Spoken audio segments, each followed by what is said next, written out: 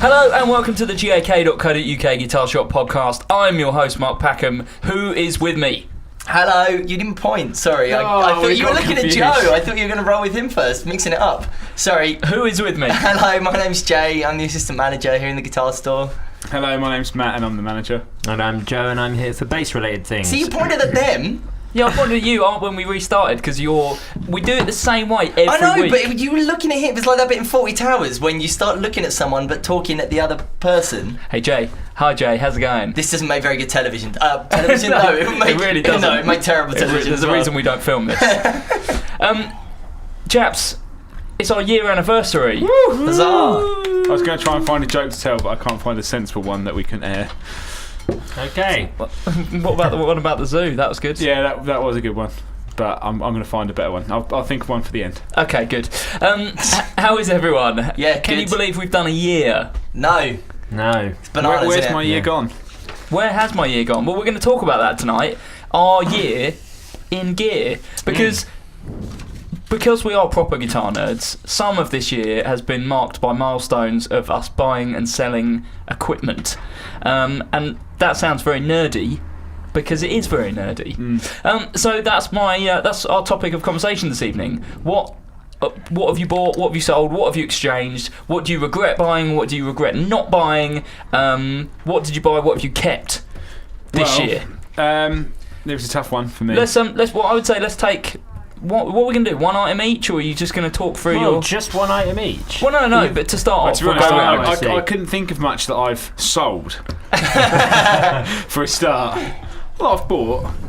Okay, I'll I'll tell You've tell you what. definitely got the biggest problem out of all of us, but let's- you also have the most money. Let's do some incoming. What's everyone bought in to their rig this year? Well, I would say... Should we say the best thing first? Yeah, let's talk about the best stuff. What's the best thing, Matt Knight? Probably straight out of the box, so no kind of like messing around, so anything like that. I'd say Line 6 M5. Yeah? Really? I'm not surprised that you said that. No, I think that piece of kit has now entered the realm of, if you were going to create a podcast rig, it would be a Baja Telly into an M5 into a Blues It's Junior. finally cracked into the top 3. Yeah. What would it have been before? Pigtronics Class A boost or something? TU3. Yeah, TU3, yeah. It's got a No. tuner on it, so it's fine. But the disgust in your face. Well, it's just, no, if you're going to have a pedal, at least No. make it do something. Yeah, tune your guitar. Unless you could somehow, I don't know, program it to the lights made funny noises or something. Brilliant. That doesn't make sense. I know, but it's just you can tune by ear. So but can if you want- remember roughly when you got the M5? Joe, did you get yours before or after me? I don't know. I've had mine on my pedal board now for probably 4 or 5 months, something like that. I can't So remember. It must have been I think you did have yours tail before end me. of the summer. Yeah, you definitely had yours before me. Yeah, it must have been tail end of the summer. What, I can't remember why though. I think. Well, I was going to say, what spurred you on to get an M5, and what position does it kind of currently hold in your rig? I remember when me and you first plugged one in for one of your friends. We were like, actually, for at the time, I think they were like 150 quid. Yeah. Yeah. And I was like, actually, for 150 quid, you've got a DL4, you've got the MM4, you've got the FM4, like all the filters and everything. And I was like, That's but amazing it's that you're superly saying cheap. that for 150 quid, that's good, because of course now they're 85. Yeah, well that's the Which is thing. crazy. And the thing is like you've got all of the it was, even to buy it then, it was cheaper than buying a DL4. Yeah, that's the Or crazy any thing, other isn't ones. I it? suppose Yeah. you didn't get the multiple presets, but I don't know. I think because I was fed up of having loads of pedals, in a sense that did, like buying a flanger pedal when I basically never use a flanger, but thinking I need to have a flanger pedal because you can't have a pedal board without every type of effect. And I was like, but I never use it. So I was like, but if it's there,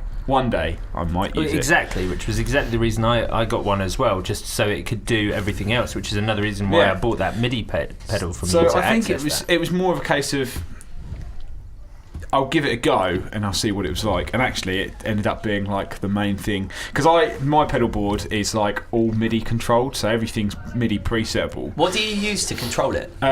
This company in like America build these like switcher boxes, like we were talking about the OctaSwitch, but it's got MIDI control in as well. So each preset not only patches in a loop, it also changes presets on all MIDI pedals. That's pretty cool, isn't it? Yeah, so I can, for example, patch in like the soul food, and then it'll also set an analog delay, a spring reverb, and then like say for example a phaser on the M5, and it'll do it all instantaneously. So it's like patching in other pedals. So you can really useful. on something like the Carmartin OctaSwitch. Yeah, you can do that, but you can't change there's MIDI no patches. MIDI control, but yeah, you can do that. So you could put like a delay, a chorus and a reverb in one patch, and then one button can then Essentially with the OctaSwitch you can because you can plug in 8 pedals, right? And then there's 8 switches. Or so that's why it's Octa. Well, yeah, but what I mean is you can have the 8 pedals set up, and you could in theory have it set so that each pedal was controlled by just one switch on the OctaSwitch, or you can have it set up so that, for example, you've got one song where you've got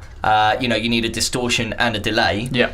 And then there might be another song where you need to bring the phaser and the chorus at the same time. Yeah. And you just hit onto option 2 or whatever. I mean, I tried it so many times before, and it kind of, I don't know. I was always like, no, I'd rather have single pedals. But actually, when you actually sit and program it, it makes so much more sense.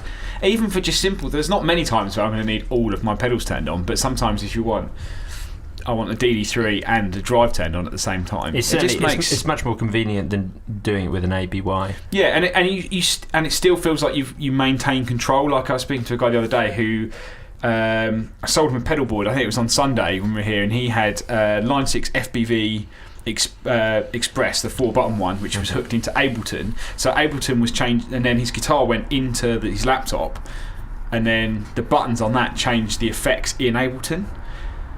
So he was using all like guitar rig and stuff, but using a 4-pedal. So his guitar was basically guitar to laptop to PA.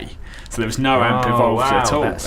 But then he was also saying that what a lot of the time they do is they play to like click tracks, and the click tracks will have MIDI points on them that then send a MIDI signal to like a switcher thing, and he had it so it switched all analog effects in something like an OctaSwitch with MIDI. So they'd just be playing, and then the click track would kick into the chorus, and all his patches would change. You didn't have to stomp on anything; it would just change. I think that's quite. If you're playing with a drum with a click track, I think that's actually quite a common. Yeah, setup. It's just weird though, isn't it? Especially Can you imagine that? Well, I think if you're in a big band, not a big band, but a big band. Say you're someone like, I don't know, Greendale or whatever, the last thing you want is like loads of pedals all over the stage if you're like running around. If Billy Joe that is absolute rubbish. If he was that is such rubbish. And trust you to bring Greendale as an example. They're a big band who I know. And I can name loads of big bands that can deal with the fact of turning on and off drive pedals. Mass bands just stand there and look miserable. Like, of course that's fine. If you're running around, like if you're basically doing the Freddie Mercury thing of like running up and down the stage and getting the crowd to chant, you don't want like a DL4 there that you could trip over and smash your face on. You want that to be off stage and then it trigger. No, you're absolutely right. Bands with their own musicals should probably have their effects with Del off stage. 100%. Nothing wrong with that. Although, because I did see a rig run down with the bass player for Muse, and he doesn't actually have a MIDI switcher. His tech just stands behind the gig, just hitting pedals. That is mental. Imagine if that was your job. He's like, you just got to hit them in at the right time. Brian May's got someone who does that though, doesn't he? Yeah, so is Manic Street Preachers. They do that as well. I know there's a company out there that have it that's switchable like a GR55 on buttons, but it goes on your strap and then it sends it. Really? But I'd imagine you could probably do some quite cool things with something like the Fishman Triple Play. Yeah. Because it's wireless, isn't it? Yeah. So I'd imagine if you had like some sort of MIDI switching system, you could probably go wirelessly to a laptop and then use the buttons on the Triple Play to then go up and down through effects patches. Yeah, that's. Yeah, I'm really into like MIDI implementation in that sort of thing now, because in my pedal board it works really, really well. Turning parts of the rig on and off rather than having everything running at the same time. Well, no, I mean just more in the MIDI sense of things. Like MIDI, you think like oh, that's really daunting because I'll be like doing stuff on the computer, but actually you can just get it to switch stuff in and but out. the amazing change thing patches. about MIDI is it hasn't changed since it was invented, and MIDI machines that were made in the 80s can still talk to machines with MIDI now. That's the great thing about it, is it's just like you can just plug anything into anything that's MIDI controlled, and it will just I think that's I really like the idea of being able to use, well, one of the other bits of gear I got was the timeline, and it's really nice to be able to actually use all the the patches in it. Yeah, and how the timeline and the M5 interact. They have that you can set them up on. Is that how you're using it then? Have you got like a MIDI patch set up, a MIDI part set up that will change like the timeline and the M5 at the same time? Yeah, so my guitar rig goes into like a volume pedal, and then it goes into this switching system, and then that switching system's got 5 pedals in it, so one will be a drive and a phaser. So if I go, right, I want a phaser and I want a really big reverb and I want really long delay, just hit a button, that's preset, and it will patch in pedals, analog pedals, and then it will send out MIDI program changes as well. Okay. Which is quite cool. I should probably maybe put a video on Twitter of how it actually. I would like to see a video of the rig. Definitely. You should do some more videos of your pedal boards because everyone's interested, especially me. Well, the one that I was telling you about that I just got as a Boss DSD3, which is an old 80s sampler. It's got a trigger in, so even though it samples only like 20 milliseconds, if you've got anything that sends a trigger out, like a drum machine, you can basically get it to trigger the really weird short sample over like a drum machine. Awesome. Which is quite cool. That's well good. On sort of a pedal board note with you, last night for us, the other night, if anyone was on Twitter, I posted a picture of my mini pedal board rig. By mini, I mean Pedal Train Mini, and you were like, yeah, I'm making a mini board too, and posted a picture of a PT1. the second biggest pedal board they do. The biggest pedal board they do other than the Pro and the Grand. Yeah, the El Grande. Yeah. So Joe, what's the best bit of gear that you've bought this year? We'll go around. Okay, cool, fine. Right, well. Sorry, did you need a minute to think? No, that's fine. I was kind of deliberating as Matt was talking. I think if I was going to say that the best bit is not necessarily the most exciting in some ways, but certainly the thing that's had the most effect on my sound is that this year I took the step which I think I know from going to gigs that an awful lot of bass players on the gigging circuit are starting to do, which is finally bought a wireless system. Making the jump from Ampeg to an alternate brand, because of course Ampeg are the absolute legends of bass tone, but as their range gets ever smaller, people are just buying other things, and so I made the step to Orange this year and bought a Terrabass 500 and a 15-inch speaker, and then I bought a second 15-inch speaker off of a mate, so I had two 15s and the Orange Bass Terra 500, and yeah, that as sort of a tone change, that was I think my biggest thing, because I've always used I've used for a long time a Sansamp preamp on all the time with whatever head I use, just so that I can always sound like an Ampeg rig. And I kind of found after a little while of using the Orange Bass Terra that I just didn't need to leave it on anymore, and the Sansamp bass driver became my drive pedal instead of my sound. As we discussed last week, it is quite a big jump from that like very American Ampeg sound to essentially the Orange. So I guess that is like a huge change in your tone, really. Yeah, exactly. It's really limiting in many ways, because nothing else sounds like Orange.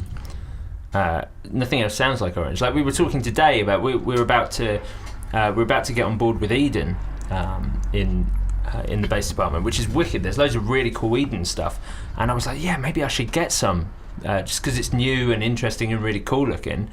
And then I was like, super affordable as well. Super affordable, yeah, exactly. Which is the main reason, I suppose. But I don't know what I can ever get that will sound like an orange. I've got so used to that sound. Like, I don't move any of the EQ controls on the Terrabass 500, but I'd like to add that if I did, it wouldn't make a difference, because the EQ system on orange bass gear doesn't do anything. I mean, it does virtually nothing. I'm pretty sure they would dispute that, but they probably would. But in comparison to, I think what you're saying is they do the changes are much more subtle. It's a passive EQ than on, say, like an Ampeg or Mark Bass, for example, which has got that kind of dual active or parametric EQs, which the Orange doesn't have. It's just a passive EQ circuit. So it does. It's the complete arc from sort of 1 round to 10 is much smaller than it is on most bass amps. But that's fine, because I just want that kind of natural sound anyway. The sound of the bass itself, but. Yeah, just changing over to that and 215s has been the biggest change. I mean, Ampeg are like all high gain, and I found myself having to dial in loads of bass elsewhere, like off of my preamp or rolling off the tone circuit on my bass a little bit and things like that. And with the Orange, it's just so bassy. Yeah. That I don't have to do it, which is perfect for me. I mean, you've said many times this year that you've been considering like fretless or flat wounds just to like get more bass end, but surely the main change has been that you've gone to like 2 15-inch cabinets and the bass Terra. Yeah, absolutely. Yeah, but that for me, obviously, that's a massive change. Like changing your amp in your rig is a huge change. That said, I tend to buy new amps a lot, but I'm really set on this one. And I think it's a really despite today saying that you were thinking about buying an Eden, which I probably will, to be honest, buy some Eden gear. But that said, the Orange gear, because that new 300 that 300 watt head that's coming in is coming in well cheap. What, the E300, EC300? Yeah. Ridiculously. And they're doing a matching 410. Yeah, I did. I talked about that today. The price that it's going to be absolutely bananas. Yeah. Here's the thing. Why don't you keep the bass Terra and buy an Eden head and then run one of each into your two cabs? Well, this is it. I was thinking about a double unit. I mean, I was actually thinking...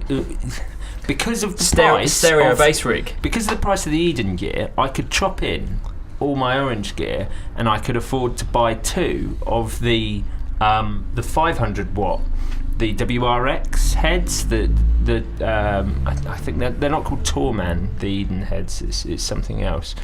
So like Traveller. Maybe. Oh yeah. I could afford to buy 2 of those heads and 2 of the high-powered 410s. For the same money. Well, but at the same time, you'd lose all that orange I know. girth. There is that. And I'm pretty sure that Eden cabs are carpet, and I have a fundamental hatred. You've got a fear of carpet. Yeah. That's why you never touch the ground. It's weird. I've seen when you come to the shop, you have to climb on the displays. It's bizarre. A problem. I'm trying to deal with it. Good. Yeah, I was going to say, you're a bit like me, really, Joe, because at the moment I'm trying to create... Because I don't really gig, I'm trying to create the ultimate... ungiggable rig. So basically, because I'm basically creating a rig at home that I can never gig because it would be too much hassle. No, hassle is good though. You should. Basically, the switching system I've got also sends out like a Boss FS5U style switch. So I was thinking if I got a head switcher. Like from radio, I could plug 2 valve heads into one cab, and then also, as well as switching in patches and changing MIDI, I could also change valve heads. Oh, that's what you want. So from the switcher unit you've got, you could do a channel change essentially. Yeah, but between 2 heads, because I only use single channel valve amps. So ridiculous. It's so awesome. Do you know what? I played a show in Preston last week, and there were 5 bands on the bill, all instrumental math bands. That sounds great. Yeah. Okay. So there wasn't room enough for the amount of pedal boards that were there in the sort of sidebox. They had so many, but they'd booked this 5th band. This cool. Did they turn up and they're like, you can't play? There's not enough room for your pedal board. Well, they booked 5 bands, and it was quite last minute, and so the promoter sort of came and spoke to us all. Before we played, and he was like, literally curfew is a really tight 12 o'clock. There's going to be a 5-minute changeover between each band. math bands with a 5-minute changeover. And you went, don't worry, we'll drop one of our songs. That's say 40 minutes. So Well, you mean we'll drop our song, or you mean you won't play? yeah. Most of the guitarists were using two heads and two. One of the bands that were a 5-piece, their two guitarists that they had on, their two guitarist keys and bass, their two guitarists were both going through two 412s and two heads. Both the same. They both had JCM 900s and Mesa Boogie rectifiers. When me and Jay went to see Godspeed at the HMV4, and I looked at their set list the next day. It was only 5 songs long, and one of them was 40 minutes long. God. J Cross, what is the best thing that you have bought this year? Mine's a bit simpler. Bought loads I've and bought loads of loads, guitars. yeah. Loads of guitars Considering this you year. say that you don't really play guitar Yeah. or whatever you say, Yeah. you've bought a lot of stuff. I have, You've bought yeah. 10 times the instruments I've bought this year. I've bought quite a lot of stuff. How many guitars this year? 5? 4? SG, Mustang. Yeah. Do you swap your telly this year as well? No, I didn't swap the telly. Or did I? Yeah, No, that- I didn't. No, not in the last 12 months. I think you did. Maybe I did. So And essentially and a new telly. I bought Les Paul Standard. Les Paul Standard. I bought I swapped my Vinmod jazz bass for an American Standard P bass. Yeah. Oh yeah, I Um, was so angry about that. Really angry about I that. think that's it. Other than the thing which is my favourite thing that I've bought this year, Which is? when I sold my Les Paul Standard and bought a Les Paul Traditional, which was only about a month ago. See, for me, this was one of the more controversial swaps that's I know. happened this year because that Standard was so good. I know it was. I know, and I was really looking to justify being able to keep both, but I couldn't afford to keep both. And No. the thing with it, like my Standard was one of the best Standards I've ever played. It was incredible. It was so It good. was such a great guitar, and I was loath to give it up. But the thing is the traditional that I've got. It was one of the 2013 traditionals, and it was. I mean, I really wanted. When did they sort of because they were the Standard traditional, weren't they? That was what they were for in like 2009, 2010. 2012. Yeah. And then I think they changed to just the Les Paul Traditional in 2012. And when that came out, I was like, this guitar is absolutely amazing. I really, really want one of these. I just couldn't afford it. And then in 2013, they changed them, and they took the two aspects that made a Les Paul Traditional, in that it had a chunky neck and it was really heavy. And between 2012 and 2013, they just accentuated those two things. So the 2013s have got a bigger neck and they're even heavier. And it just sounds, they're so good. They're so good. They've kind of carried that on this year, haven't they? In that the traditionals, again, a chunky neck and quite heavy, but they've introduced the classic, Yes. which is 60 slim taper. Yeah. Still a similar sort of weight though, whereas the Standard is that more chambered. Is that right? The Standard, well, the Les Paul Standard, sorry, is that what you mean? Yeah. Les Paul Standard. Les Paul Standard is, Modern weight relief. yeah, you've got the modern weight relief, which isn't the same as chambering, although it gives you the same effect. Chambering is the sort of, chambering is kind of like a 4-letter word to a lot of guitarists, and I think wrongly, because, I mean, Les Pauls are heavy. They're heavy. There's no sort of way to get around it. It's a lot of mahogany. Yeah, it is, but the way that they do it now, which is with this modern weight relief, it does make a lot more sense, and I think they sound better. The modern weight relief is done. It's sort of like if you take the cap off, it kind of looks like bicycle spokes. Yeah. And the big chunk of mahogany that they take out is a lot further away from where the bridge is riveted into the body. Okay. That was where a lot of people took sort of. They didn't like that, because, Yeah. and I kind of understand it, because you've got these two your bridges where a lot of the sustain and a lot of the tone comes from, and if you're taking away the bit of wood where that's going to resonate, then yeah, I absolutely understand it. And the modern weight relief, which I think was 2013 for the Standards, just like made them sound 10 times better. But with the traditionals, they don't have any of that. It's just mahogany. Yep. Yeah, there's something quite pure about that. And it just they sound so good. The pickups are in there, 57 classics, so it's the same pickups that you get in like a 335. And because you play in punk bands who only do 20-minute sets, It doesn't matter. The weight doesn't matter. Absolutely not.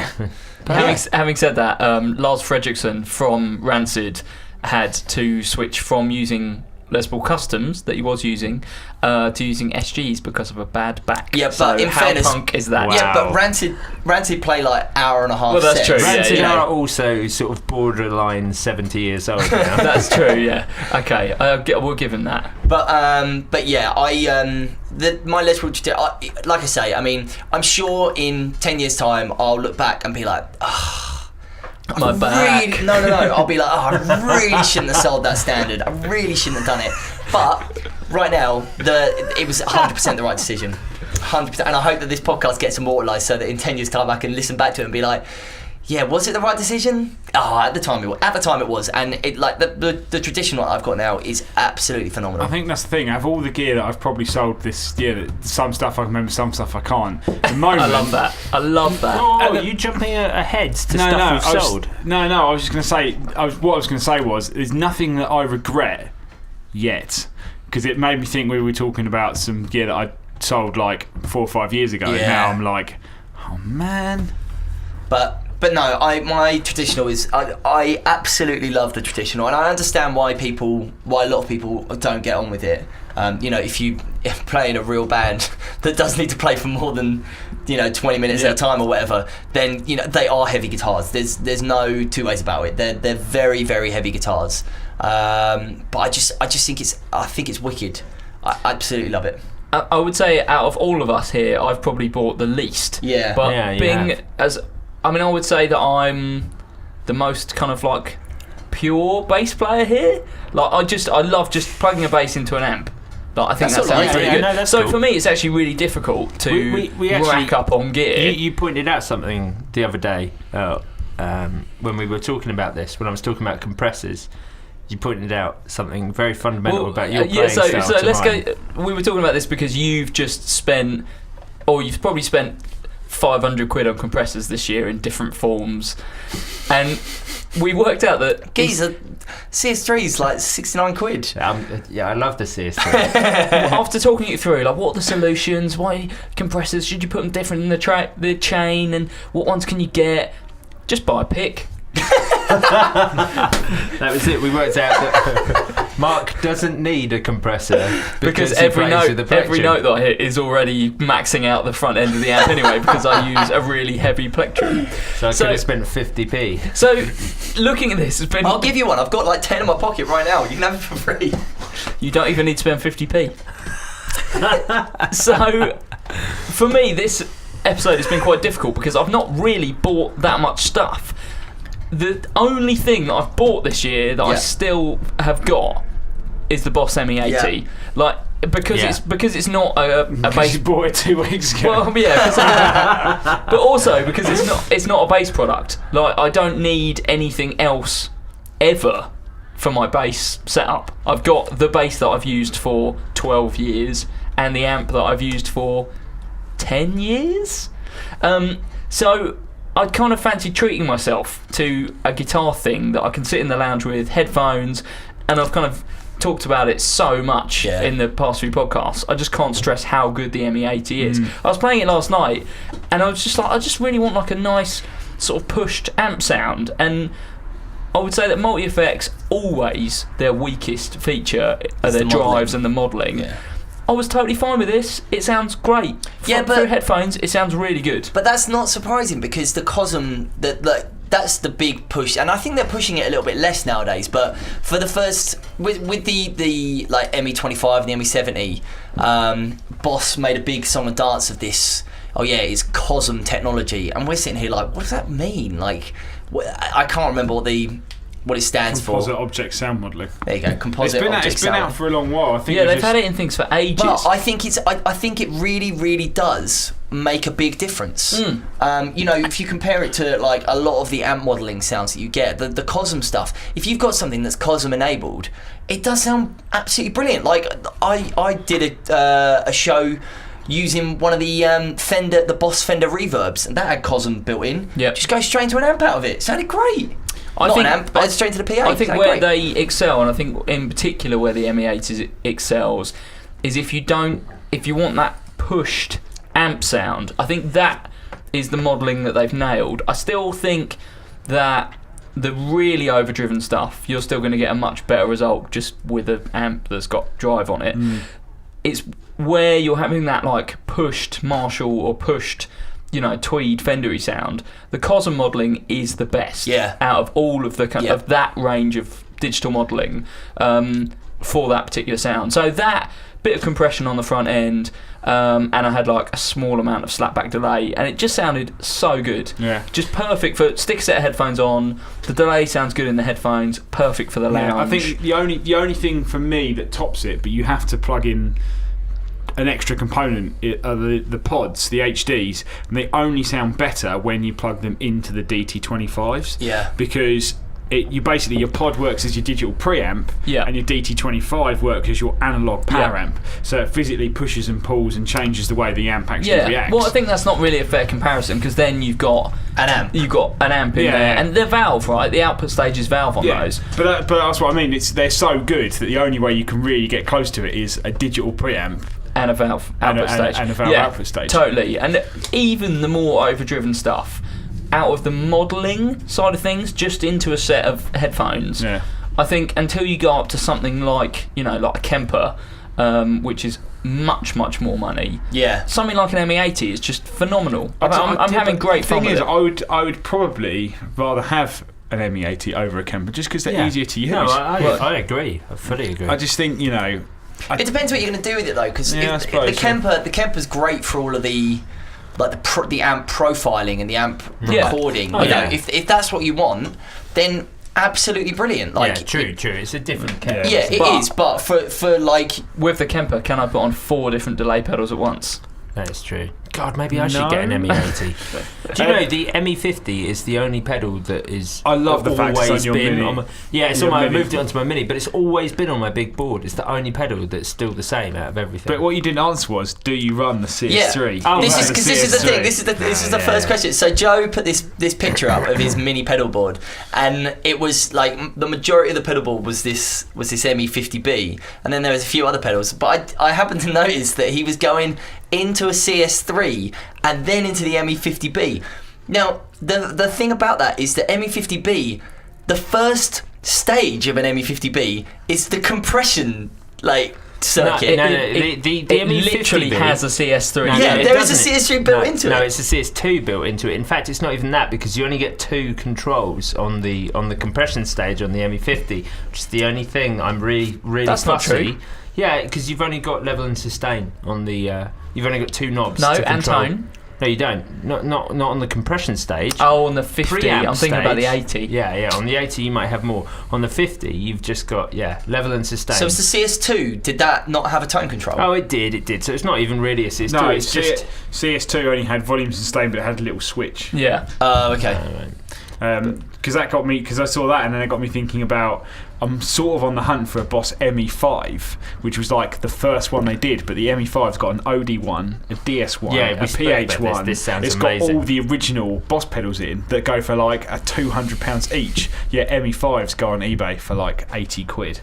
It's a good shout, but I still think you're better off just getting an ME80. They're really good. When I borrowed that one, I must admit, I probably at that point had more fun on that one multi-effects than I had plugging all my pedals in. Yeah, it does so much. I think because it I don't know, there's something about that pedal that just makes you super creative. I don't know what it is. In terms of it's that just sort of intuitively laid out. Yeah, it's the layout. 100%. What ME pedal have you got? You've got one of the Boss MEs, I had an ME70 for quite a while because I was using it for some gigs. I was going straight into a PA, but at the moment I don't have anything. Oh, okay. But I'm holding fire because I am hopefully getting hold of a GP10, which is the guitar modeler with all the extra effects and the synth modelling. Yeah. So when you get that I mean, that's kind of testament to this, because when you get that, you'll have one of those. Joe will have an ME50B, you'll have an ME80, and I've still got an ME25. Yeah, it's pretty crazy. The amount of gear that we've got access to, and we're all going to in some way end up with like a Boss or I think I'm going to buy an OD1X. I think.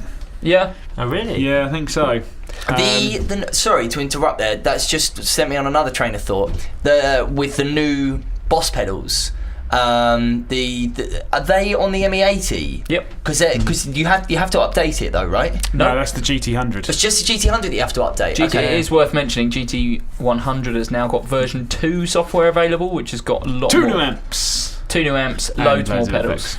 effects. But like the fact, and that's another thing in itself with the ME80, the fact that you can get the 3 new Boss Yeah, pedals. that's crazy. It's absolutely insane. brilliant. It doesn't have the OD1X and the DS1X. No, but yet. it uses the same. It uses Yeah. MDP. Yeah.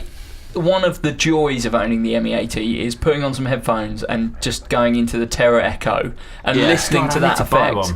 Yeah. I tell you think what, I don't even need one. I Really only enjoy need the 50, but I just want those couple of Really- extra bits. yeah, that you Really get. enjoyable. It's just plugging into that BCV60 we've got set up in the main room in the shop, which is just OD1, DS1, MO2, TE2, and just the OD1, the TE2, and the MO2 together. It just sounds ace. Yeah. Yeah, that's the bomb. Like, It's so been, many it's- cool it's been a great year sounds. for Boss. You're on I just, a the thing that annoys me is that I know that Jay and Jeff from Roland listen to this podcast every week, and Jeff, I know Jeff listens to it while he's driving. Every time we mention it, the and smug he's just face. like, oh god, he's just definitely got such a smug grin on his face listening to this. It's so annoying. I wish the stuff that he sold was rubbish. We love you, Jeff. on a Boss note, actually, I was watching a pedalboard rundown by Scott Devine. Do you know Scott Devine? No. Okay, he runs this online bass sort of schools, lessons and things like that. Oh yes, I do know who it is. He's incredibly good. I mean, he's basically a very good cruise ship bass player, but he does teach some great lessons in Damning with in faint this. praise there. Oh yeah, I know, but I don't like bass players who do that sort of thing, so I'm allowed to sort of say that. But anyway, his stuff is great. His lessons are really good, and he has his own signature overwater and Ironic and for a he's cruise got- ship bass I know, player.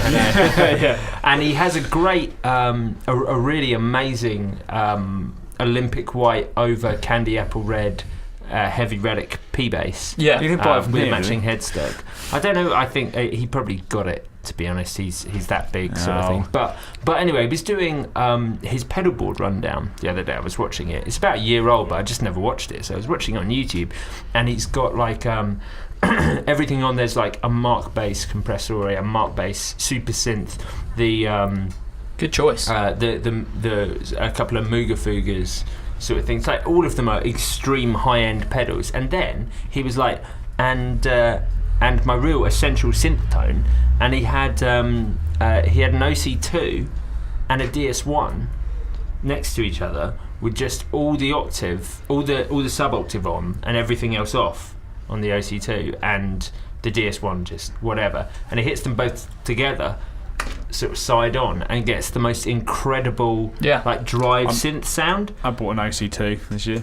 Did you? I'm telling you, great pedal. Great. one of the best sort of chip-tuney synth like Super Nintendo sounds I've ever heard is the OC3, the current Boss Octaver, with the octave and the dry signal all the way up, but not the second octave, going into the FZ5. Oh yeah, Boss. Yeah, and I spent the shop was really quiet, and when I was actually still in the shop, just spent the whole afternoon just playing that, just trying to work out Mario like lines on it. There's a great feature on the OC3 that people forget about, which is the fact that you, on the polyphonic mode, you can tune the octave range. You can tune the range just so the octave effect really hits the bottom 2 strings and the bottom 2 strings only. Yeah, Really? Yeah. Isn't that because that's something that they sort of useful. Yeah, for guitarists that's kind of cool because you can play a lead line and you know effects useful at all, for but bass then when you players go as well, down, but- it's just cutting off the tracking, isn't it? So when you get past those notes, yeah, I think it's it just works not on a really... site because I was talking to a customer who wanted to do it down 2 octaves and have it all polyphonic. And we kind of came up with that option, or using GR55 and guitar modelling, which also works really, really well. But that's something for another time, I think. Back on track. I think it is something for another time. Back on track with our year in gear. What has gone out from your rig and why? And more specifically, what is the thing that's been in your rig the quickest, like the least amount of time, and gone straight out the door again? Matt's going to take a while. Joe Branton, can you think of something? Yeah. You should have been planning for this. I've been. But the thing is, I was thinking, I can think of plenty of stuff I bought. I literally can't think of stuff that I've Sold. It's all saved. or stuff that I would kind of go, that I could kind of relate to maybe something that we might do here or something similar. The weird things that I've owned in the past. That's the problem. You buy like pedals built out of old baked bean tins, and we can't recommend those. Mainly because they're probably rubbish, but secondly, you can't buy them. I can jump in here if you boys need a bit. I've got one, but feel free to go first. I was just gonna. I bought this year a Hot Rod Deluxe. And I sold it very, very quickly. And what? Yeah, really? I know. Yeah. I mean, if someone said Hot Rod Deluxe, that's almost synonymous with J Cross. I know. Yeah, I know. It's the 40 watt version of the Blues Junior. And I sold it for a couple of reasons. I really, really wanted to get on with it. But I kind of didn't really listen to my own advice in the fact that it's just a bit too loud. I was about to say I was sure 40 watts was perfect for punk. it's a bit too... I always forget that you, despite you two being the punk guys, you're very afraid of volume. It's not that we're afraid of volume, it's that... I've got a 500 watt bass head. Yeah, and I've got a 135 watt valve Bassman. And that's the thing, is like, the Bassman is what I would be using most of the time. Like, certainly for bass, and even for guitar, really. And I think that was the problem. Was I was like, no, I want something a little bit different. Did you still own the Bassman when Yeah, I you still bought got the? yeah. No, when you bought the Deluxe, yeah. Yeah. So you were comparing it. Yeah. I've had, and that's that's kind of the problem. Is the Bassman is so good, but I really, really wanted to get on with the. I really wanted to get on with the Hot Rod, but it came in and it's too loud to use at home because I live in a flat. And so I sold it, and I've kept the Bassman, which is sort of I think I'll probably have forever. Because I know that you don't really like the Bassman, do you? You think it's I don't mind it. To be honest, I've not heard your particular one, Right, and okay. I really, really like the modern Super Bassman. So if it sounds anything like that, then yeah, I'm into it. I mean, I think that my Bassman's absolutely great. I really, really like it. Has it got master volume? Yeah. Okay.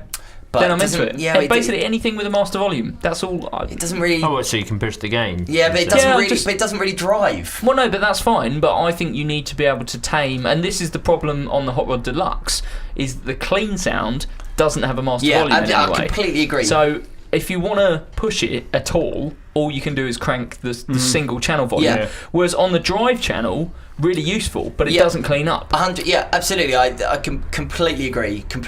And I actually, what I did was I sold the Hot Rod Deluxe and bought a Hughes & Kettner Tube Master 5. Perfect. And that's what I use at home, and it sounds incredible.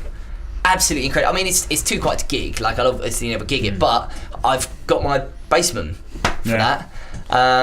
So it's wicked. It's absolutely wicked. I think, if I ever, next time I sort of move house, if ever I can move out of a flat and into a house, I would really like to get a Blues Junior. I know it's kind of weird, the fact that I don't own one, considering I sort of champion it. Like, it's really weird. Yeah, I know, but I also don't strange. own a bar. That's what I ever talk about. Yeah, I've got 2 bits actually. Have you? I've got 2 bits. Oh, well, feel free to go first as well. He's saying this sarcastically. You realise that? No, that's absolutely fine. You go ahead. No, I really mean that. I was going to see how long you take it on. So, quickest, it's a quick one. I ummed and ahed about it for ages because it came in second hand, and I bought a DV Mark multi-amp, which is amazing. That hasn't gone, has it? Yeah. I remember when you did this, Yeah. and I'm pretty sure we all received either a Snapchat or a text or something from you telling us how amazing it is and how this is the best purchase you'd ever made. The thing is, it is amazing. It is like ease of use, sounds brilliant, but plugging into my valve head, I just much prefer. The thing is, I bought it because I was like, cool, I'll set a couple of sounds, and I think the thing is, I was like, I'll use it for recording, which I'm not going to do realistically. I'll take it to gear. I was like, do you know what? Plugging into a single channel valve amp just sounds better, and that is what I want. I was like, that's the key thing. When you say it just sounds better, I don't think that's necessarily true, but I think that's what you want. I think the DV Mark is a really, really good unit. Yeah, they're absolutely amazing, and I'm basically selling it on for some rather classy vintage gear. Wait, what are you buying? Oh, mate. Do you want to jinx it? No, we'll talk about it because basically. No. If it's not in the rig now. It's not in the rig now. We can wait. And I'm so desperate for you to get it. I think this will make a good podcast when you get it because there's a lot we can do around it. Yeah, well, actually, that then leads on to. But basically, yeah, multi-amp, amazing, sounds great, but I'm just never going to use it to its full potential, and I'm going to just pass it on. I think that's wise. I think if you've got something with so many features and you're not using all of them. I think the thing is, I went round with valve heads so many times, and I basically came full circle to what I've got now. And that is what I've wanted the whole time, and that's why I don't think I'll ever change it. I think I might buy other amps that might sound different. Like I might buy like a mini amp or, like a cool little valve amp or whatever. But what I use now is what I want to stick with. But then, say with buying something cool and vintage, I sold my vintage 72 Telly because I thought, you know what I really want, as amazing as it is, I'd rather have a custom shop.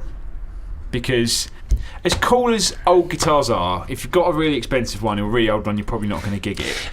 And I would rather have a custom shop. Yeah. Also, I thought your telly was great. I thought it was great, but I don't know. Am I going to be treading on people's toes here? 70s guitars, not old.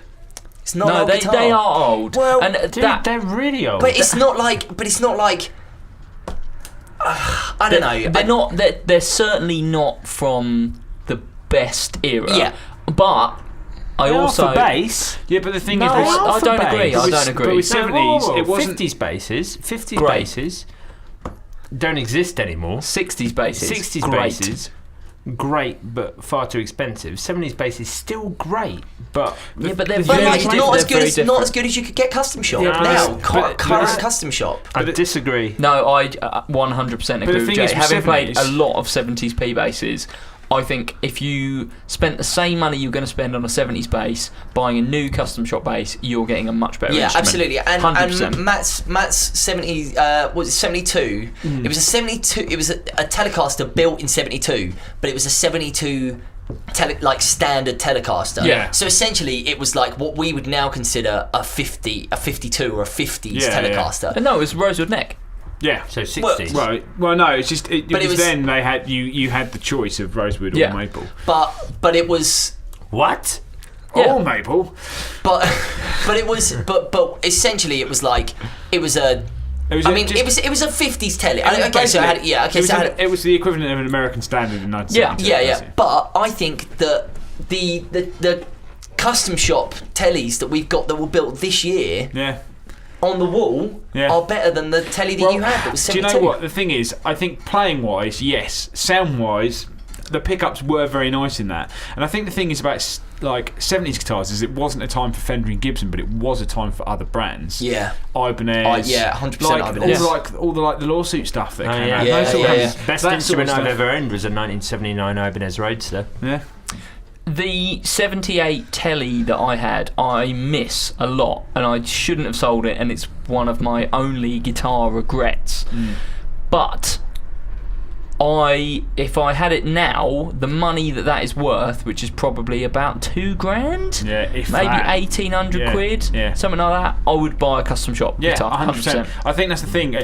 Well, one of the things that went out the door was I had a custom shop Esquire which I sold, got the 72, and I was like, you know what, I'm making the right choice.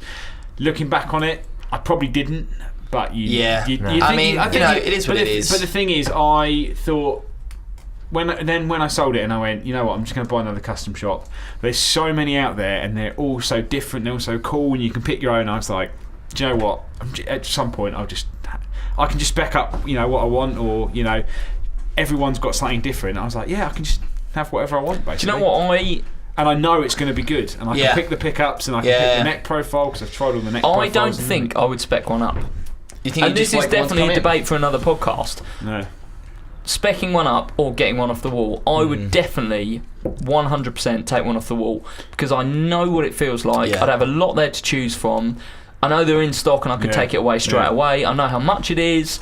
I would look at them and try a few and take one off the wall at that time if I was in the market to buy one and I found one I liked. Yeah. Specking one up, I think you're playing a dangerous game because I completely agree. there'll be very good guitars, but will they be exactly what you like? Yeah, I know, I agree, and I think you'd only want to spec something up if you really needed something, but you'd super really specific. need to know. Well, your the thing is, stuff. obviously, I bought a second-hand Baja telly, and I was like, what I really wanted was a custom shop with a TV Jones pickup in the neck, and then I was like, I went spec one. I spec'd one up, got the quote, and it was going to be about £2,800. I was like, I'll just put one in the Baja. I cannot believe that you've Have you done bastardised the Baja with the TV Jones. JJ sacrilege. Do you know what? I'll bring. should have put a you know, wide it's range one. of I've never in played it there and actually. made it Yeah, I would like to I'll play play it. it. The only Bring it Tuesday. Because it's got a Seymour Duncan Lead 54 in the bridge, it's really snappy telly pickup. Great pickup. And then in the neck, it's got this TV Jones. It's this huge. It's a Powertron Plus, so it's this like really huge sounding pickup. If we're talking about things we regret selling, surely you're Packing Rickenbacker. this up. Yeah. Well, that isn't this year, but No, I mean that okay, is a yeah, big fair regret enough. that Yeah, I had a Rickenbacker 4000 and sold it. I'd Especially- rather not talk about it. Especially I considering can't- the condition I last saw it in. Pack 'em I sold can't it. believe that happened. I don't want to talk about it. No, I don't think you should. I don't Well, want mean, to talk about it. Well, I've seen it fairly recently. He sold it to one of our mates, and I don't want to talk about and it. he bought. I'm talking about it. He bought it in because he was like, yeah, it kind of needs a like. I don't know, it needs a setup. It's really weird. And like our mate who's gigged it for the last 10 years or however long ago Mark sold it to him, it's like the neck's cracked, like he probably hasn't changed the strings in 10 years. Like, I mean, it looks like an absolute hound. An absolute hound. But I plugged it in and I was just like, this is one of the best basses I've ever heard. Rickenbacker's best ever P bass. It sounded essentially. so good. I don't want to talk about it. What I will talk about, and let's make this the last thing that we discuss, and then we'll do some staff picks and some questions. I bought a Stingray this year, Yeah. and I sold a Stingray this year. Yeah. I bought that 96 or 94 Stingray, gigged it once. Stingrays aren't for me. What I liked about it was that it got me back into bass playing. For a long time of not playing bass at home, my P bass was knackered at the time, and it's now been fixed and is fine, and I'm back into playing that. But just how comfortable Stingray. Joe's shaking his head like It just so makes me so vehemently. angry how bad you are at No, instrument maintenance. I can play. Well, okay, yeah. No, I mean, I think that's a different argument. But like, It wasn't- I played that. I Actually- played that Stingray, and I mean, it wasn't even as good as my 2012. No, I P-bass. disagree. I think No, actually. I really liked his Stingray. I I meant wasn't more. into I it. meant more that I was annoyed that he managed to let his P bass get into such disrepair. I'll But tell we you did actually why, I'll tell you why. We did actually come up against the flip side of this argument the other day when we were talking about the fact that I maintain all my stuff and all of your stuff is broken. and all my stuff breaks all the time. Yeah. I'll tell you why I did not get the P bass fixed is the fear of the refret, which again I think agree. we should do a separate podcast about Scared of maintenance. refrets? Yeah, I've had like Because- 2 refrets on my. yeah, but what 50s if it never P-bass. plays the same again? Luckily, my P bass did because Only we got because it done. we've got the best, We've got- like one of the best techs anyone's ever met. We've got the best tech in the UK, I think, working for us at the Yeah, yeah. moment, and he knew how to make it play the same again. But I was really worried after 11 years, 12 years of playing with the same frets and the same string gauge. I was really worried about it. That's another story. The P bass is back. It's fine. It plays great. But the Stingray, in that time, it was nice to like have a holiday from the only bass that I've had for ages.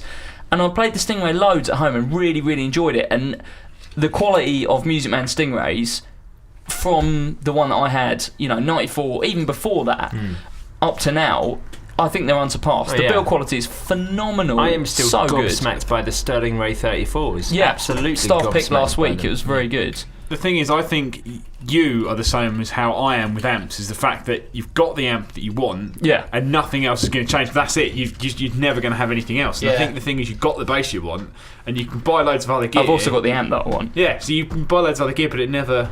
Yeah, well, this again comes back to the ME80. The Why ME80. married men hire women.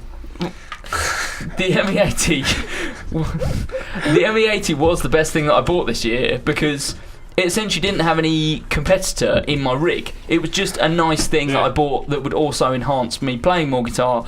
I've probably got the last guitar I'll ever buy, I've got the last bass that I'll ever buy, and I've got the last amp that I'll ever buy. The ME80 was great because it wasn't replacing anything. It was just really, really good fun. I think that'll be the same for a lot of people who buy one. They might have a few single pedals, and they might have a nice amp, they might have a nice guitar.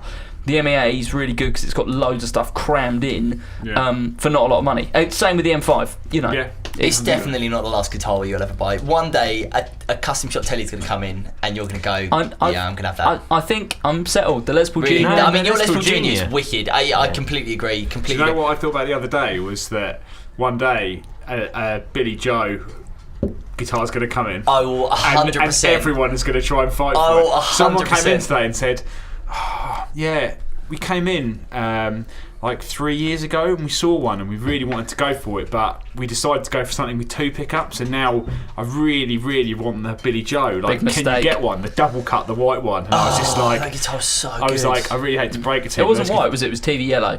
TV, I was yellow, like, I yeah. really hate to break it to you, but those guitars are going for like double money What? now. Really? Yeah, I didn't know that. They're going for like 1,800 See, quid. I and actually- Jake Ellis have one. No. I actually no. He's still got two of the guys who work here have got the Billy Joe Armstrong Les Paul Junior, the original one they did, which was they did in 3 finishes. They did ebony, sunburst, and vintage white. I think. I think so. Yeah. And 2 of the boys who work here have got one. And honestly, the Billy Joe Armstrong Les Paul Junior. What an incredible guitar! I would definitely get one of those. Although I said that like I couldn't really justify having both the traditional and the standard. Yeah, you could. I could definitely justify having a Les Paul Junior and a Les Paul. P90. So yeah, absolutely. Yeah. I got in there before anyone else could, and as soon as I saw like the warning video where he's playing a Les Paul Junior, I just bought a stock Les Paul Junior. I was like, this guitar is perfect if you want to do pop I punk. missed those satin ones. Yeah. No, mine's Yeah. not even satin. no, know, it's but- the gloss one. I know, but I don't. Mine's a remember when they were out. pre. Do you know what I missed? satin The SG Juniors. I wish I bought one of them. Yeah, they were good guitars. They I were good guitars. can't wait until the day Gibson announce a load of P90 guitars, because at the moment there's basically it's gotta nothing happen. available. It has to Yeah. happen. They will do. No, There's so- 2015 will be the year of the P90 Junior and SG Junior, and there's going to be a lot of stuff. I reckon. think, if I remember correctly, the final single cut Les Paul Junior that we had, I sold to my friend Tom, who plays in that band Narwhals, who incidentally. Wow, did you see them in The Guardian? No, I didn't see him in The Guardian. Oh, No. yeah. Okay, this is my friend's band, who are 3 idiots from Cornwall who Who are play they? They're on Biscuit. Beach Community, which is part of BSM, yeah. part of Big Scary Monsters. Yeah, that's it. Big Scary Monsters. but- Guardian listed the most exciting new record Well- label and listed Narwhals as Did you see? Yeah. Did you see that they're opening the main stage at Reading? What? And they're opening the main stage at Reading and Leeds this year. That's now, so good. I They're mean, a great band. I put on like small like pop punk gigs and like gigs and stuff in Brighton. I put on their first ever show, and there was about 40 people there. It was free entry upstairs at one of the smallest venues in Brighton. 2.5 years later, they're opening the main stage at Reading. The last time I went to Reading, Bullet for My Valentine were the band that opened the main stage at Reading, and now it's my mate's band. But anyway, Do you know why? P90. P90. The reason for it is I sold both the boys who play guitar and bass in that band. Whoa. I sold them. Yeah. There were 2 guitars. No. No, One yeah. guitar and one Oh, bass. sorry, yeah. Tom plays a Billy Joe, one of the I'm almost certain it was the final Les Paul Junior single pickup, single cut, and I really wanted to buy it, and I was like, no, Tom wants to buy it, that's fine. I'll sell it to Tom. So he got that, and Charlie, the bass player, What do you think I sold him? Matt Freeman. Matt Freeman P-Base. You know, it's my 30th birthday in 4 weeks, and I am still. I'm almost 100% sure I'm going to buy a Matt Freeman. I say I've already spoken to Steph, the Fender purchaser, and said I want to buy a Matt Freeman. That's absolutely amazing. But, they're so good. They are so absolutely brilliant. I'm really excited about it. But the other side of me, a little side of me, sort of pointed out that I don't own a guitar. That's true. You don't Baja need it. Telegis. You don't need it. For your 30th birthday, get yourself a Matt Freeman. Well, I know. I think I probably will, but I don't own a guitar. At all. When I played a wedding, I had to borrow you had to borrow a Matt That's SG. awesome Yeah. SG. My girlfriend has a Tele Thin line, but I don't really like it. just use that. What? Just use that. It's fine. Yeah, I suppose so.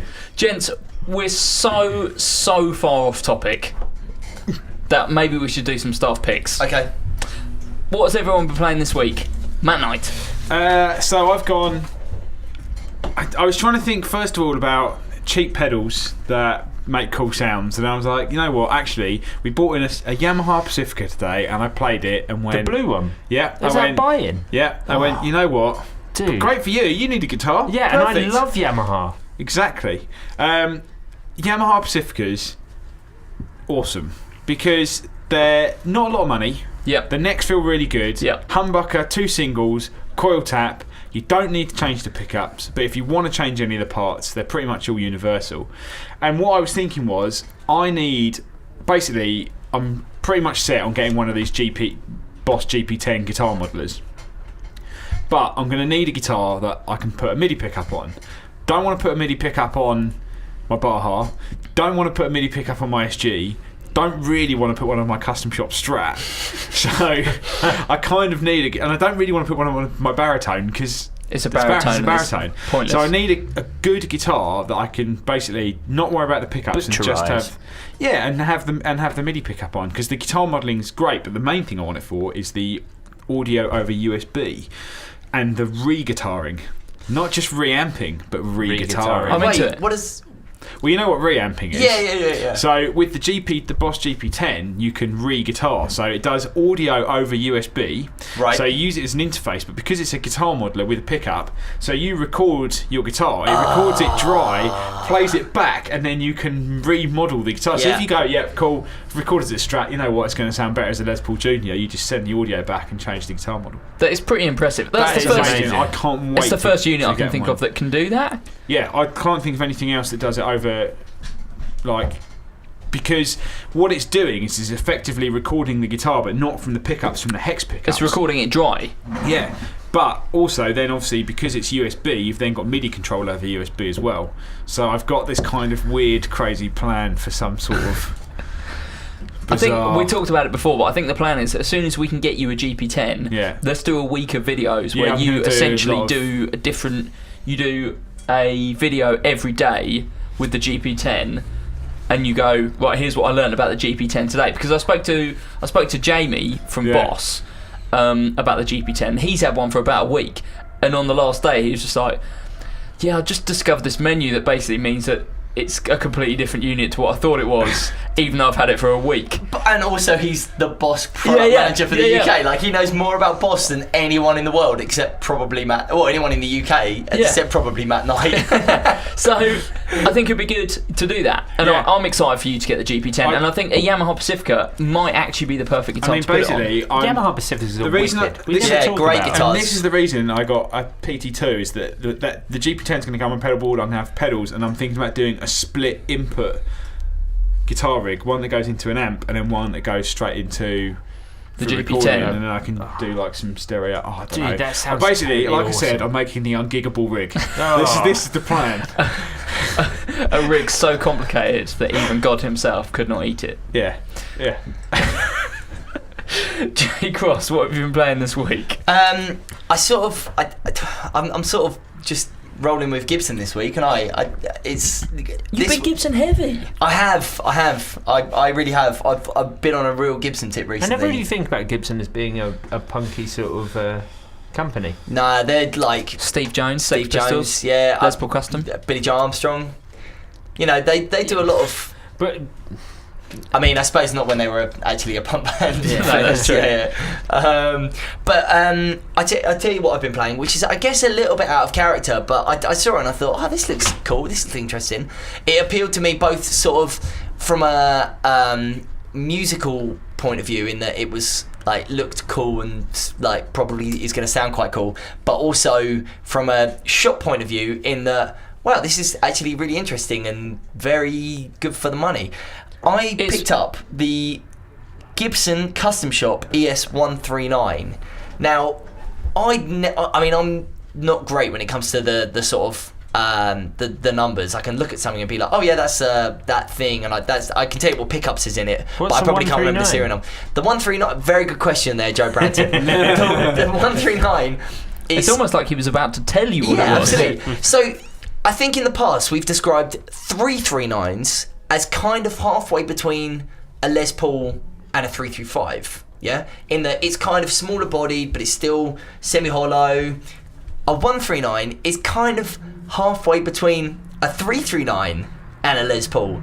So it's the same shape as a Les Paul, albeit a little bit bigger bodied, and it's semi-hollow. There's no F-holes. It's just a centre block, but the pickups are in there. Burstbucker Pros, so the same pickups that you get in a Les Paul Standard. The big thing for me though is it's a custom shop guitar for £1,300. What? 13. That doesn't make sense. It doesn't make any sense. And I picked it up today and I plugged it They've in. got to be losing money. I picked it up today and I plugged it in, and it sounded absolutely unbelievable. Well, it was a Gibson Custom Shop. It's a Gibson Custom Shop. I went through afterwards. I went through and had a look at anything else Gibson Custom Shop. There was nothing within £300. The thing is, they Absolutely could have phenomenal. probably charged. You know, I think they could have put that guitar up at $19.99 and people still would have done. I asked- Great, amazing. I asked, so the guy who's worked in the shop longer than anyone else is a guy called Dave Williams, who's absolutely incredible. I asked him how much he'd never seen this guitar before. I just showed him the guitar, told him what it was, and asked him how much he thought it was, and he was like, 2,699. That's what I would have said. Unbelievable. It's Well, half I mean, of that price. To be honest, I'm putting it out there. All Gibson guitars are great, and these two guitars I'm going to say are great. But if I had a choice between the Billy Joe and the 139, I'd probably prefer the 139. Yeah. It's just And it's so £1,000 it's so incredible. It's absolutely incredible. Like just this, like a really big boomy Les Paul. I mean, I think did you describe it as a? I think you described it as kind of like a Les Paul custom that's disguising itself as a Les Paul or something like that. It probably wasn't me, because I'm not sure whether I've actually had my hands on one Oh, of you're these not yet. okay. It's wicked. I think it's a cross between a 175 and a. And Yeah, that's almost what like a I was going to say. It's like a 175 and a Les Paul, because it is that oversized shape, but it's very Les Paul-y. It's very Les Paul-y. The weird thing, I think, that it's two controls only, volume and tone, which is so un-Gibson. Gibson. Yep. I'm not really sure who it will appeal to, and I think that's why that they Have put it at the put price it at that like I a really I agree. a kind of almost like it's almost an experiment for them. They've gone, let's make this super affordable, but let's do something that no one is going to expect. It's a 175 Les Paul custom shop 2 control. Let's try it. Modern sounding because it's got the burst buckers in. Yeah. But also classic sounding because it's got the semi hollow. Yeah. It's a very, very strange instrument, but if you sit down and plug it in, it just sounds incredible. It sounds absolutely phenomenal. Should we do some questions? I think it's been a long time coming. We should do. As always, if you've got any questions for us, podcast@gak.co.uk, you can send your questions in. We will answer anything about guitars, amps, pedals, relationship advice, travel plans, anything that you want to know, basically. First up, Tom via email says, "Hi, Mark, Jay, Matt, Joe, and anyone I left off." There's no one else. I don't know who that is. No. Occasionally, Danny Grace. Oh yeah, and James Watts has done one. Has he? James Watts did one, yeah, when we were around at your house. Yeah. The problem is They James don't Watts is. count though. He's too handsome. He's too handsome. He's too He's handsome. the world's most handsome man. He's too handsome. Tom says, Boring though. Tom says, my rig is somewhat of a burden to play these days. I've collected some gear and built myself a Dimebag rig, which has been a good few years in the making, but quite frankly has become a pain to use for the most part. It's cumbersome and I want to simplify it using newer alternatives. The problem I have mostly at the moment are it's too loud to get the right drive sound from it. It's the 150 watts is overkill. Also, with it all up and running, I lose the clean channel just by how old the roundels are wired. He says, so what would you guys recommend to get a Pantera drive sound with the versatility to have a good amp with a clean and drive channel and pedal board set up to build upon? He expanded on that by laying out his signal chain. So it goes from guitar to the wah pedal to a whammy to a Furman parametric EQ to a MXR 6-band EQ to a Rocktron noise gate, then into the front of the Randall RG100 ES. And then in the loop, he's got an MXR flanger, doubler, and a delay. Some of this is powered off a step-up transformer since it's American.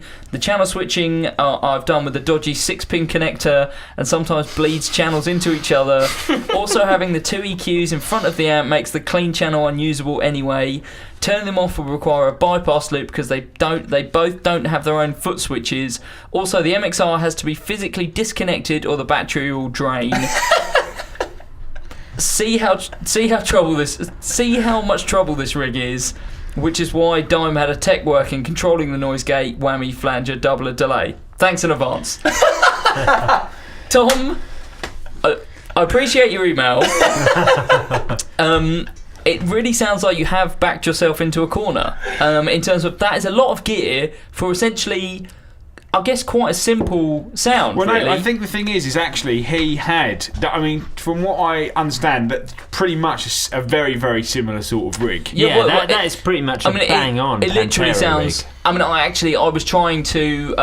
We're doing a thing on the site at the moment, like sound like a particular artist, and Dimebag Darrell was one of the people we considered. But to be honest, the rig was so convoluted to get that sound that I haven't included him in the list yet because I can't work out a decent way of doing the problem. it. Dimebag was so based on the actual volume output that he had. Everything was so based on that. And yes, Tom is 100% right when he says that 150 watts is overkill. It is massively overkill. But it's a 150 watt transistor. Yeah, he uses solid state. So for me, do you know what I thought? Good little combo, solid state, clean and great drive sound. I know what you're going to say. PV Bandit 112. But it would work. It would sound good. I've already recommended that someone actually emailed in today asking how they would get a Wilco Johnson sound, and obviously he used HH combos, which you can't buy anymore, which are an aggressive solid state amplifier. Yeah. PV Bandit. Yeah. And I think actually the best one. Dimebag Darrell, if you want something smaller that you can do some home playing with but is also loud enough to gig with, PV Bandit. It's a shame that those Dime amps have been discontinued. Well, that would be another option, but actually... But once again, probably too big. Yeah. Because the combos were massive. I mean, I think that when we're talking about this, I think probably the Furman EQ is too much. You could get away with honest, just... Scrap the pedal board. I'm putting it out of the time. I love pedals. But everything apart from the wire and the wah, if you've got stuff that's going on a step-down transformer and you've got something that doesn't run on a main supply and are trying to simplify things, get rid of them. Because it's gonna cause too many problems. I think PV Bandit is definitely the amp that I was thinking of. Keep the wah and the whammy. There's also some Dimebag pedals, aren't there? Well, yeah, I mean, a Dimebag wah, a whammy. Just keep the MXR 6-band EQ. You don't need a parametric EQ as well. Because all that's going to do is give you. I imagine he's probably using it for a mid scoop, if anything. Noise gate, keep that. And I can't remember if the Bandits have got an effects loop, but to be honest, you could probably just. They have definitely. Yeah, well, you could just run it. You could just run. To be honest, probably 85 quid TC Electronic Vortex flanger, very very good. Lots of different flanging tones on there, and then a delay. Depends what delay you've got, but anything really, because it's only going to be a simple kind of few repeats digital delay. But yeah, I mean, you're pretty much there, but you've just got to take out the stuff. Well, I mean, if having two EQs is making it unusable, then I would put the EQ in the effects loop and have it on all the time. That's what I'd do. I think Dimebag Darrell has a very unique rig in that he was coming from. He kind of came from the hair metal scene. Yeah. Almost through, kind of bypassed that vintage, like Nirvana, that sort of thing. His sort of music and his scene wasn't really connected to that in any way when they was doing that kind of almost that like southern rock stuff. And I think he never, he probably could have just used a valve amp to get a similar sound, but he had his rig already set up. Like what would have been super technology at the time would have been. High-powered solid state plus loads of like rack EQ, like in-depth EQ, and I think to be honest, these days, like I don't think you necessarily need that. But if you want to go for a similar sort of sound, PV Bandit, and then use the pedals that you've already got in the effects pack, and get one of those dime double shot distortions. I mean, that's going to give you the drive. Yeah. If you don't like the drive on the Bandit, at least you've got a good solid state clean tone to base it off.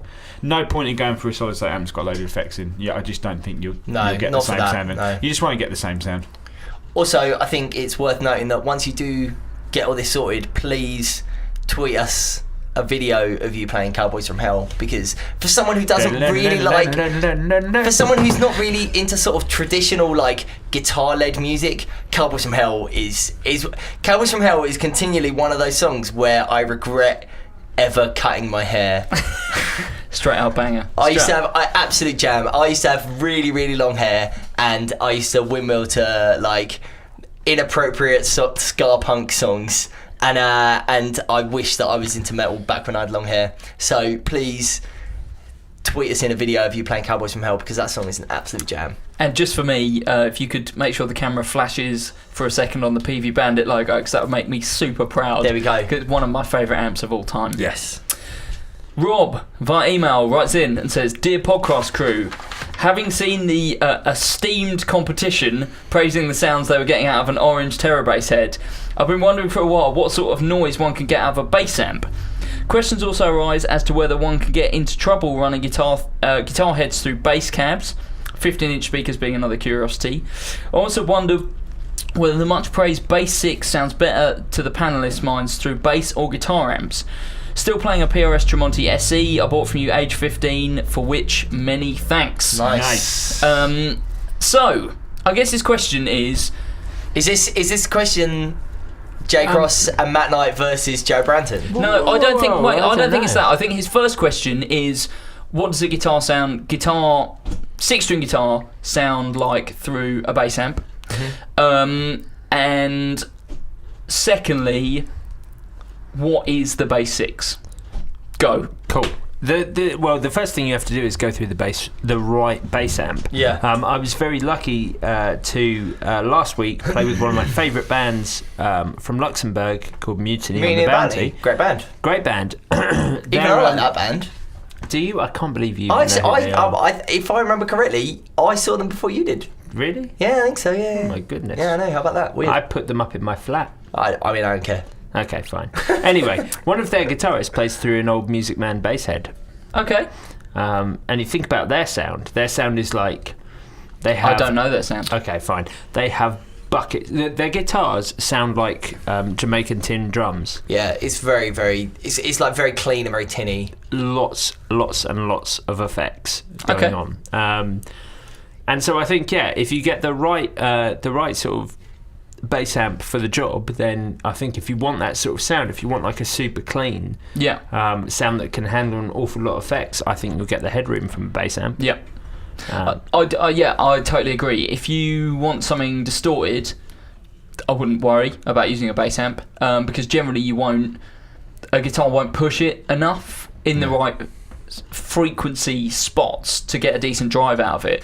If you wanted something super clean, then great, use a bass amp, because you will get a lot more clean headroom, particularly if you're using something like, say for example, Mark Bass or the more kind of hi-fi sounding bass amps, because you will drive the front. You won't be able to drive the front end, and you will get a very loud, very clean bass sound. They're essentially souped up transistor amps, like the PD Bandit, essentially. Yeah, they're slightly absolutely. different frequency range and frequency response, but they're just loud, But certainly clean with amps. any of the, I think quite specifically, you say Mark Bass as a whole, but I think quite specifically, anything that's got a valve preamp in it, a valve front end, and then a solid state power amp, which is an awful lot of bass rigs at the moment, is going to be really ideal for that sort of job. Yeah. For like a super clean, because that way you're getting the maximum amount of wattage. You're getting like 500 watts, but you're getting it warmed up through a 12AX7 or 2 or 3. So you're getting things like the Bass Terror, or things like the Galen Kruger MB500 or the Hartkey LH500 or LH1000. You're going to get tons of clean headroom out of those things. I would, if it was me, just run both. Yeah, I mean, that's the other option. I mean, I've done that and it sounds awesome. I went into a Mark Bass Mini Mark, the little Mark Mini. Oh, I last forgot night. you used to own one, didn't you? Yeah, Oh, that yeah. and- I wish when you got rid of that, I wish I'd bought it. Yeah. So many good amps. Yeah. But that and just a valve amp, and just sounds like, because you get so much bottom end and oomph Yeah, from of course. that. Yeah. But in terms of like a Bass 6, I would rather run my Bass 6 through a guitar amp, I think. Oh yeah. On the okay. other flip Well, question, I was going to say have that's to the say, second part of his question. Second Yeah. question, I 100% agree with you. Yeah, completely agree. Run it through a guitar amp. Yeah. When You I know, and had I to do those blooming demos of the Bass 6, which is still the bane of my life as far as YouTube comments go, I really regret putting those through a bass amp, because I think if you're playing in a very specific way, you can get away with using with the bass amp, but ideally plug it into a very clean guitar amp with tremolo and reverb.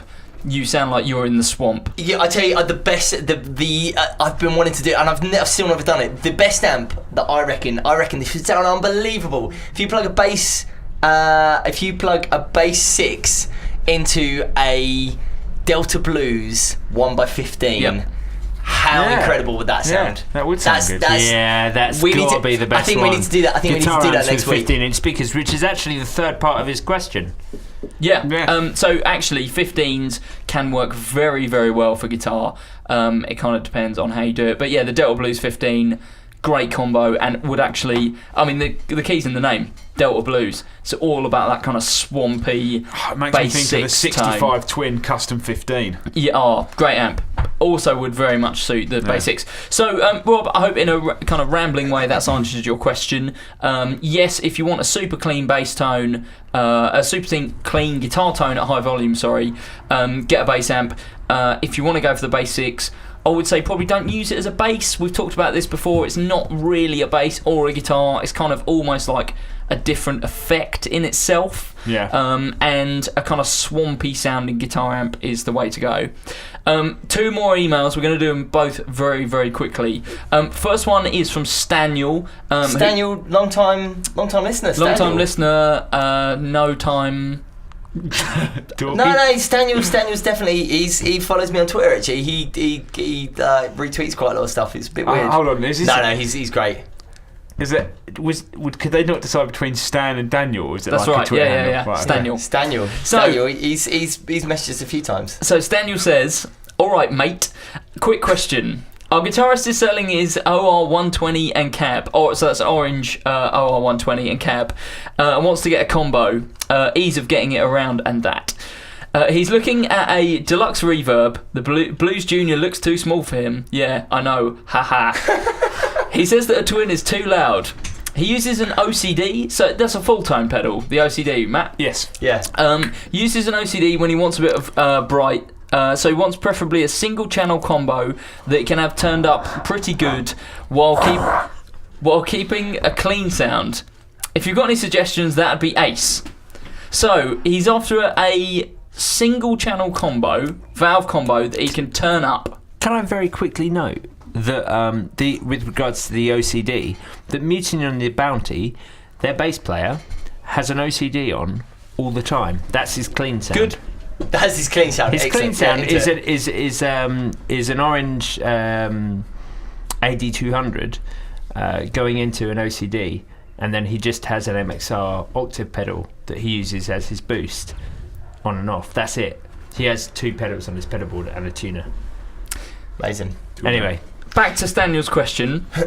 So, something in between a Blues Junior and a Twin, single channel that he can turn up, and it has a fairly clean sound. I've got 2 suggestions. Okay. The first is the Deluxe Reverb.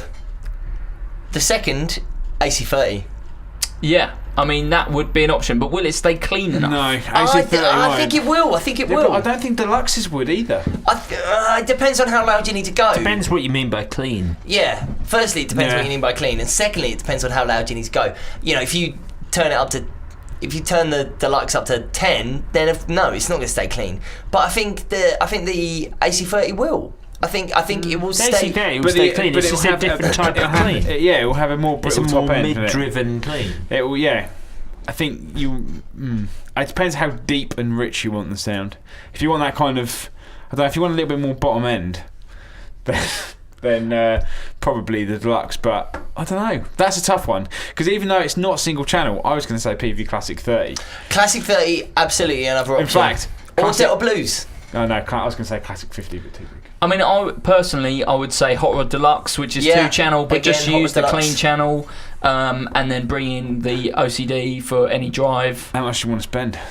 Well, I mean, if he's got a 120, an OR 120, there must be a fair amount of budget there. I would have thought. Because I would have said Mesa Boogie Rectiverb 25. Yeah, is it going to be loud enough Yes, though? 100%. Well, yeah, I mean, and clean and awesome. Yeah, Rectiverb 25, the new, which is essentially the. And they're Diddy and they're really small. Yeah, I mean, it's essentially the combo version of the Mini Rec. Yeah. Hold on, if we're talking It's about actually- clean and we're saying that bass amps work very well in this context, then Ampeg this year have introduced a 100-watt version of the SVT.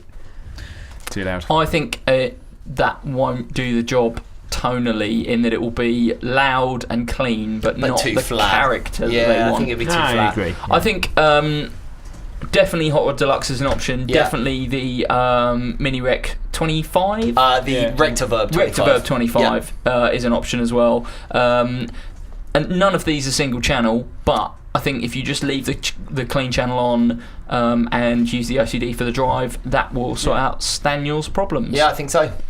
Let's do one last email. Gregory via email it says he wants to know about amazing deals that we fell into. He's in the States, so the 2 examples that he gives are Marshall Valve State VS30R, $60, which he picked up from a studio that was getting rid of some stuff, and also the Digitech Jimi Hendrix signature pedal, $40, in which a local guitar shop guy said that it didn't work, but it just really needs to be recalibrated. So, just quickly, I thought we could just do one deal each that we sort of accidentally fell into that was basically too cheap for what it was. Matt Knight. Yeah. Great noise. Yeah. I don't know. Well, I think I can't think of one off the top of my head, but I am currently on the cheap pedal crusade, which is that I'm refusing now to spend over £100 on pedals. Well, I tell you, Says I the want man them- who's bought both a Timeline and a Big Sky now this for year. my second pedal board, I'm not going to spend over £100, but I want to buy pedals that do cool things that aren't a lot of Okay. money. Why don't you quickly tell us about the Dodd pedal that you just bought? Oh yeah, the Vibra thing. So was in a list by another online magazine. There's like 5 pedals you've probably never plugged in that are super cheap that you should buy. It was in Tone Report. It was in Tone Report. we Yeah, can say Tone Report. Yeah, We of spoke course to we Tone can. Report. Of course we can. I was trying to be. I was just Oh, trying right, to. yeah. Tone We had Report, Rebecca Tone Dirks Report on the being programme. Tone Report being the US equivalent of the us. program that Rebecca Dirks hosts. Who, Rebecca Dirks. if you're not following on Twitter, you absolutely should follow on Twitter because she's bloody brilliant. Yeah. But yeah, they did this thing, and it was all these pedals, and yeah, one of them was the Vibra thing, and I was like, oh cool, one came up on eBay, £35. I was like, that's got to be too cheap. I was like, I'll bid on it, it'll go for loads more money. It didn't go for any more money. I had the single bid, which I put on the moment the auction started, pretty much, and it's amazing. It's like some sort of weird cross between a vibrato and an auto wah. None of the controls relate to anything apart from BPM, which is obvious, which turns up the speed. Everything else makes no sense, like image, copy. And what does image do? It's like, I was like, I'm definitely not getting more handsome turning up this control. And, It's definitely not doing anything for your image. yeah. Because nothing will. But it just sounds mental. I've never plugged in another pedal that sounds like it. Joe So, Branton, any deals that you've fallen into? The best two deals I can think of that I've fallen into, one which will be the most appropriate, is the Boss ME50, which I purchased for very little money. If you consider that I bought it 5-6 years ago, something like that. They're still made today. They're still in our cabinet, our pedal cabinet in the base. Yeah, well, and how much are they? $1.99, No. even less than that, I think. Well, Are they? Yeah, Are they in a sale? They were No. $229 last I checked. No, really. They might have. I thought they were slightly cheaper than I think they've come ME80. down. Yeah, Oh, 199 really? something. Oh, like okay. that. I suppose with the introduction of the ME80 and everything, they probably have. But yes. So commonly 229 the ME50B. I managed to pick one up for £100 because it was short. One of the plastic rests, so when you hit the pedals, it slightly wobbles, which I simply replaced. The plastic bits on the underside of it, the feet, as it were. So I'll go for that. J Cross. I've got a lot of stuff relatively cheap. I'm quite. I mean, I don't buy a lot of stuff, although perhaps this podcast might refute that. But the stuff that I do buy, I'm quite good at. When I buy stuff secondhand, I'm very frugal, and also I'm quite a good negotiator, and so I'm quite good at buying stuff relatively cheap. I think if we're sticking with the theme of this year, the best cheap thing that I bought this year was the much to the Matt Knight. The disdain, well, not the disdain, just like the upset. The was chagrin. The harmonic percolator. Oh yeah. I forgot about that. Yeah. Oh my goodness! I I blocked it forgot out. that you purchased that. That's the best pedal in the world. Yeah, it really is. It's the, I don't even know what that is. The problem is, I What? plugged it in and was like, "Oh, this sounds awesome." I really wish I hadn't. It's the best pedal in the world. Who uses it? Albini. Yeah. Steve Albini. Oh, what is it? It's okay. It just makes everything sound better. That's yeah, it. it just makes. Who makes it? I can't remember. Interfax. Interfax. Do you want to sell it? No, absolutely not. No. Which made me think of another. That just made me think of another deal because it's quite an old vintage pedal. I bought drunk on eBay because it went for no money. A 1975 MXR Phase 90 with no paint for £38. Yeah, that's true. Plugged 38. it, agreed that night after I bought it. It's like, why do I need this? I don't need a fourth phaser. I'll sell it. Sold it to someone else who works here for more money than I paid for it. Who I hope doesn't listen to the podcast. But it came in the post and I was like, oh yeah, forgot about this. Plugged it in, it was amazing. But I couldn't really say no to this fella because I sort of like him even though, you know, whatever. And I was like, man. Was it General Rock? It was, yeah. It was I sold it the to General Rock, General yeah. himself. I sold it to the General himself. But yeah, sort was- of without you wanting to steal my thunder, the Interfax harmonic percolator, it's just this incredible drive pedal. It sounds so good. If you're into Big Black or any of the other bands that Steve Albini has been in or produced, that being like he did in Utero, I think, didn't he? Yeah. I'm sure he did it. Did he do most of Nirvana? I think he did, didn't he? No. No, Just I it- think just it in Was it just in Utero. Utero? Okay. Yeah. I mean, the harmonic percolator just sounds absolutely incredible. And if you take my incredibly clean 135 watt Bassman and put the like most raucous drive pedal in front of it, it just sounds unbelievable. I remember when you brought that in and you invited me into the I did. bass department to show me it, and we went into the back room, which has a relatively low ceiling. Yeah. And you tried it out at And if such I a remember, you were volume. like, what is this? What are you going to show me that I'm going to be impressed with? This is going to be boring. And I could see, whilst you were being very polite, I could see your eyes rolling without them actually rolling.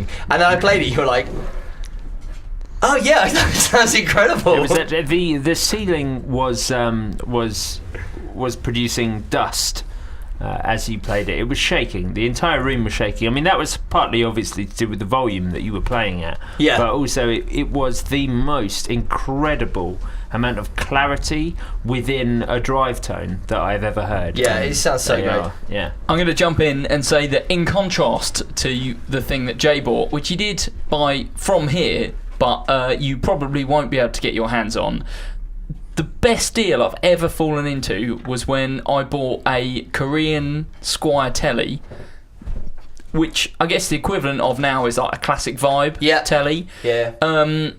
Second hand, and it wasn't particularly cheap, but the reason that I think it's the best deal is because it's the guitar that I've written the most songs on. Yeah. That rubbish song that's the intro and outro music for this podcast was written on that guitar. Probably in this room, actually. Yeah, probably. Yeah. And I would just point out that Squier Tellys are amazing, and I know we say it all the time, but even that guitar I've now sold, and I kind of sold it to get that Stingray, which I've now moved on. I'm thinking about moving that money around to get some other stuff. Squier Tellys are just amazing, and if you've never had one, you should just buy one. Yeah, 100%. Particularly the classic vibe, 100%. because they're such an awesome guitar for no money, and they're just really good fun. Yeah, that would be my deal that you should all fall into. There we go. Joe Branton. Yes. I thought I'd catch you out because you were standing away taking a photo. There we go. That's all the questions for this evening. Thanks very much to everyone who emailed in. You can always get in touch with us, podcast@gak.co.uk. You can also get in touch, as always, as you've been able to do throughout this year, on Twitter @GAK_co_UK, or on Facebook, facebook.com/GAK Music. Or what I want everyone to do who listens to this, and who a lot of people are doing, is get in touch with us personally on Twitter. You can get in touch with me at Mark_Random. This week I want you to tell me about some of the stuff that we've talked about, actually, the best things that you've bought and sold this year. I want to hear about what you've got in your rig in the last 12 months. Jay Cross, how can people get in touch with you? You can shoot me an email at j.cross@gak.co.uk, or preferably just hit me up on Twitter, JAYBN1. Matt Knight? You can email me, matt.knight@gak.co.uk, or as I've been saying for a whole year, you can tweet me at matt_knightsy. That's Knight with SIE on the end. I don't know why I say it. I'm assuming because people would just put SY. And let's talk about how we can make my ungiggable rig even more ungiggable. Joe Branton. You can email me at joe.branton@gak.co.uk, or you can email me at... email me, you can... Good God. You can tweet me at Yosef_900. This month, I want to know whether or not I am making the right decision in purchasing a Matt Freeman. So let me know about that. Also, I'm trying to fit my entire pedal board onto a Pedal Train Mini. So if you could give me any advice on I can give you some pedals. advice. Sell some pedals. No, I can't. No, I can't sell pedals. I need to have a compressor, an octaver, a drive, a delay, and a tuner on my pedal board. I need to know how I can fit those on to my board. So, thank you. Yes. Right, let's call it a night. Jay Cross has got to go out for a date, so we'll call it a night for this week. Thanks very much for listening. Cheers. Bye-bye. Bye.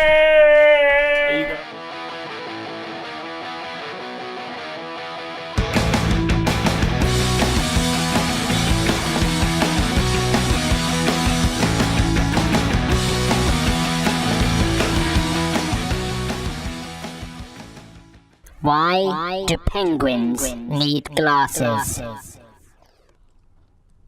Because it helps. with their ice sight.